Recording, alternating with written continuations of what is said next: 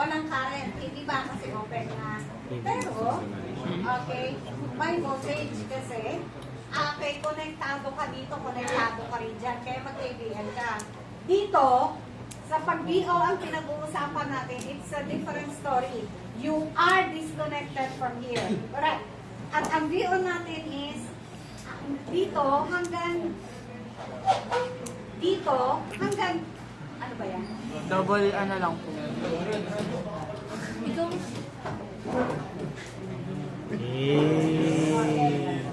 Pag VO ang pinag-uusapan natin, parang may voltmeter eh. Kunin mo ang voltage reading dito or dito, di ba? Okay, so of course, we cannot get it from here, dito sa gitna, kasi open at the time. Disconnected ka dito sa VDC kasi it has to be the voltage sana dito, voltage here. Kaya disconnected ka nga dito, hindi ba? Mamaya. Disconnected ka doon. Kaya pwede mo rin siyang kunin dito sa left side. Okay? Pag VD naman ang pinag-uusapan natin, connected ka sa lahat. Okay, kasi yung terminal mo dito, nakakonect. Yung terminal mo dito, nakakonect. Okay. Next, another example. All the possible combinations. So, paano naman pagka ganito na? Ito. This is now negative with respect to ground. Kanina positive. Pinalitan lang natin dito. Okay? Pinalitan lang natin. So, anong gagawin mo? So, here it is class again. Is check if the diode is closed or open. So, what are you going to do here is positive half cycle. Ito nga siya, di ba? Ito yung positive half cycle. So, in other words, class, positive siya, but it is fixed at 10 volts. Kasi nga square wave. Okay. While this one is a load. Okay, mag-charge. Ito, charge natin yan eh. Load na yan. And then the other one is this one. Hindi ba? There is another source. So, dalawa ang source mo dito. Positive with respect to the P. Ito naman is negative with respect to the N. Will that make this one close? Ito? VDC, yes. Kanina, si VDC gusto niyang i-open. This time around, gusto niyang i-close. Diba? So, hindi sila kontra. Ibig sabihin, magko-close ito with respect to VDC, magko-close din ito with respect to VI. Okay, so in other words, okay, and the polarity therefore, since it is close, and this one makes this one close, positive ito with respect to the P material, while your VDC is also positive with respect to the P material. Get that? Yes. Okay, so in other words, this is close. Since this is close, you can get now your VO from this terminal here, dito. Nakaparallel siya dito, di ba?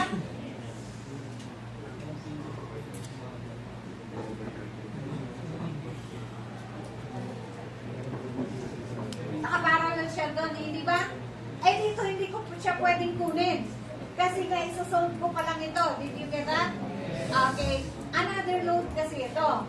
So, in other words, pero dito, pwede ko na siyang kunin kaagad. Hindi ba? So, pag dyan ko kukunin, class, hindi nga pwede dito kasi unknown. Isosolve ko pa lang siya.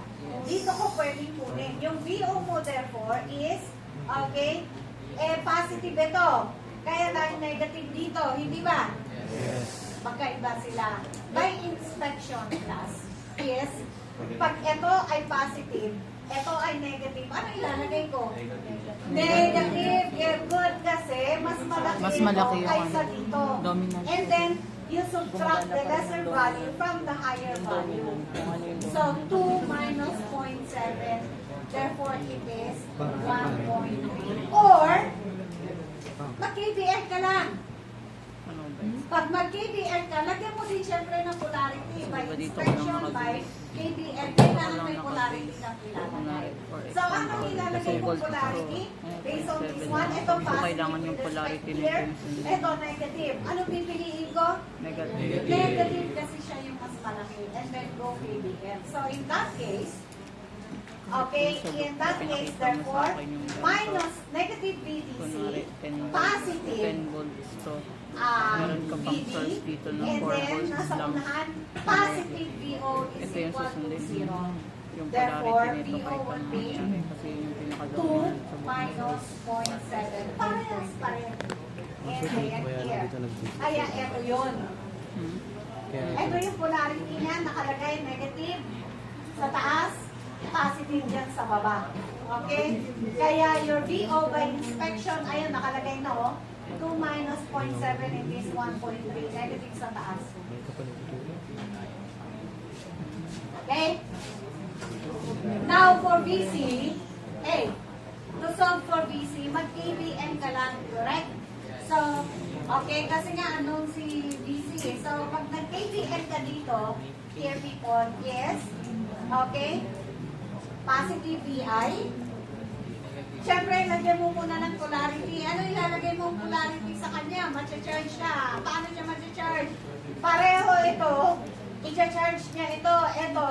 Pareho ito. I-charge niya sila. Pareho silang i-charge yun. Diba?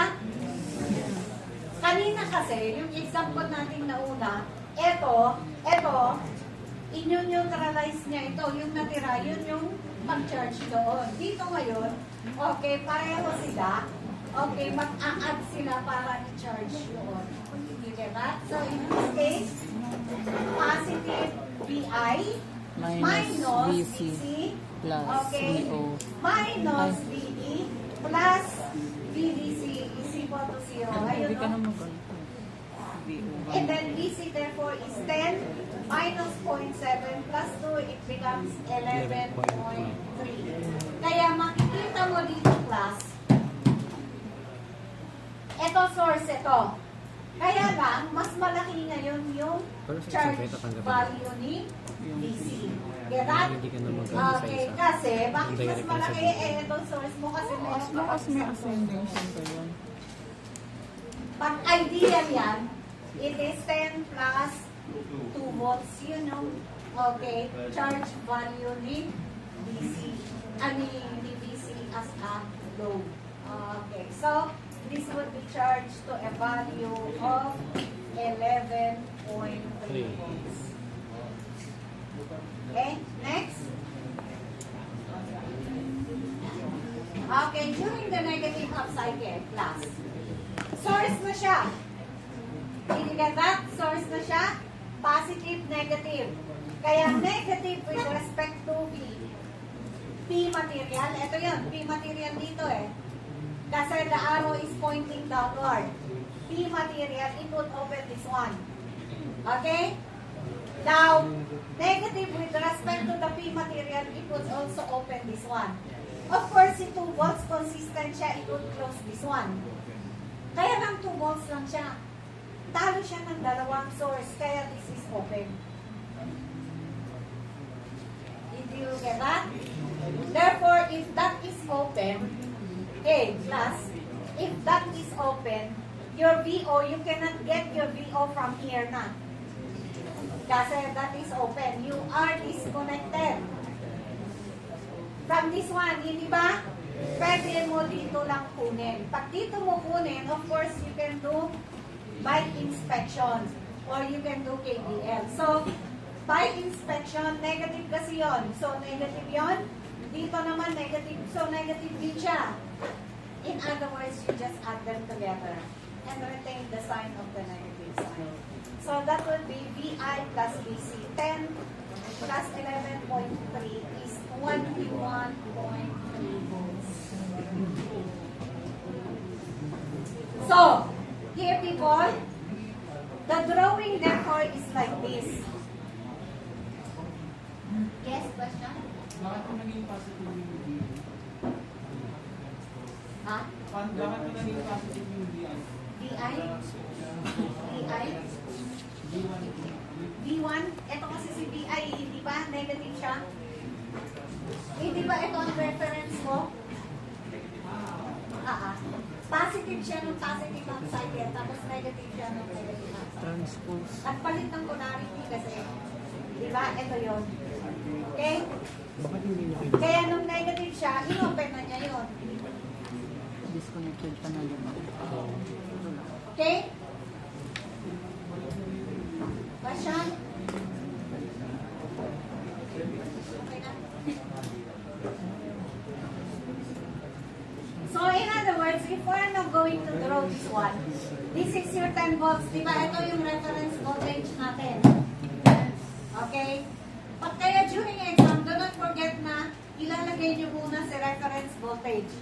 Kasi, yan ang pagbabasihan natin. Kaya 10 volts, 10 volts. Kaya ng CVO is negative siya. Di ba kanina? Negative siya, 1.3. During the positive up cycle, negative siya. Ito yon. Balikan natin.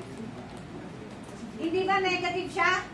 Negative, positive kasi mas malaki si 2 volts negative. Ito ay positive, so 2 minus 0.7. So, it is drawn below the x-axis. 2.3. 1.3. Okay? During the negative up cycle, nung ito na ay nagpalit ng polarity, no? Ano ang value ni VO max? Hindi ba 21.3? Okay, yung 21.3 is from this point to this point yon. 21.3. Now, kung tingnan nyo si signal, ito, si VO. Diba? 21.3 minus 1.3 is 20. Hindi ba 20 yan? 21.3 minus 1.3 is 20. Yung peak to peak mo dito, from this point to this point is still 20 volts. Hindi ba ito yon? From this point to this point is 20 volts. Okay. So, ano ang ginawa ni voltage? Ni DC? Anong ginawa ni DC? Because of the presence of the DC here, ito yon, negative with respect to ground, mas pinababa niya. Pero pagka ganito ang polarity mo, above, di ba, is nakataas pang ganyan. Instead na 0.7, 2.7.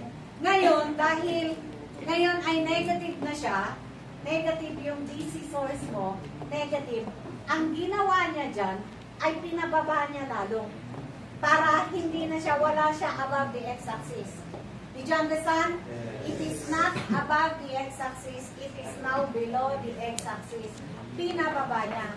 Ngayon, kung 1 volt yan, okay, bumaba lang yan ng 0.3 volts. Did you get that? Kung 5 volts yun, bumaba yan ng 4.3 volts. Did you get that? Did you understand what I am talking here? Kaya yun ang gamit niya, mas pinababa natin. Kaya, kasi pag wala kang ilagay na voltage DC, is hanggang ganito lang ang baba niya. Hanggang ganito lang ang taas niya. Fix na siya dyan. Kaya natin nilalagyan ng DC para gusto pa natin mas ipababa or gusto natin mas ipataas. Okay? Questions? And that is a Clapper circuit for you. And that is the end of the Clapper circuit topic.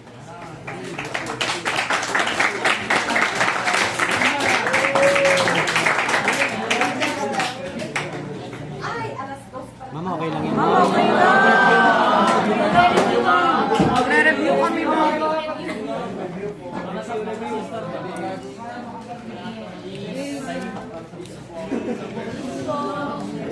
Okay. Here. Ang next topic natin supposedly is yung Zener diode. So, please review that Zener diode.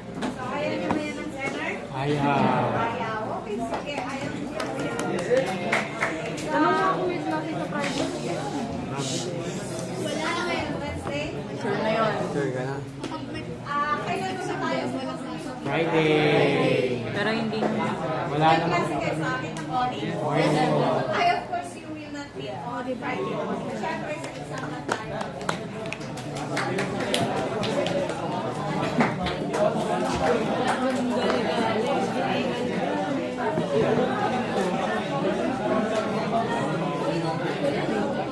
Di ka papasok saan? Wala kang pasok sa Pascal.